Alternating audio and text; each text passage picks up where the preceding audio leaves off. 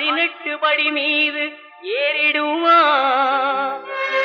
கதி என்று அவனை சரணடைவான். அறிமுகம் கண்டே மயங்கிடுவார். ஐயனை துதிக்கையிலே தன்னையே மறந்திடுவார். பள்ளிக்கட்டு சபரிமலைக்கு கல்லும் முள்ளும் காலுக்கு மெத்தை சுவாமியே ஐயப்போ சுவாமி சரணம் ஐயப்ப சரணம். பள்ளிக்கட்டு சபரிமலைக்கு கல்லும்